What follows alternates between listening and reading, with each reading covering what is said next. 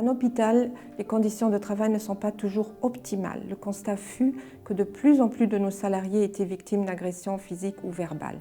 Il fallait donc agir et la direction a initié ce projet dont l'objectif principal était de déployer une démarche adaptée aux besoins réels du terrain.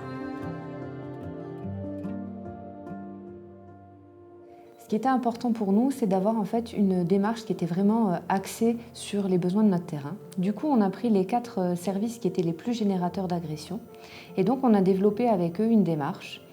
Et on a aussi développé une déclaration et dans cette déclaration, on les a fait participer pour qu'elle soit la plus facile et la plus utilisable et pour nous la plus exploitable possible. Donc on a catégorisé nos agressions en 4 grands types, donc les agressions verbales, les agressions physiques, les menaces et les incivilités.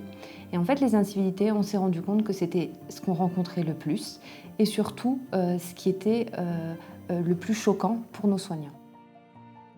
La particularité de notre déclaration est que la gravité elle est uniquement évaluée par le salarié et non pas par nous. Nous avons également voulu développer une démarche qui était axée sur l'humain et pour cette raison, nous avons proposé 3 types de prise en charge. Une première qui est une prise en charge juridique des salariés, une deuxième qui est une étude approfondie des accidents du travail dus à des agressions en vue de prévenir ces situations à l'avenir, et également une prise en charge psychologique des salariés qui seraient impactés émotionnellement suite à une agression.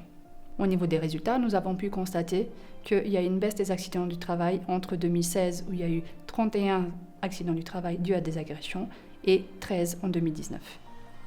Et donc en fait, on a développé donc 3 grands plans d'action qui est un basé sur la sécurisation des lieux et des personnes, un sur la formation du personnel et un sur la communication interpersonnelle qui vont bientôt être mis en place chez nous.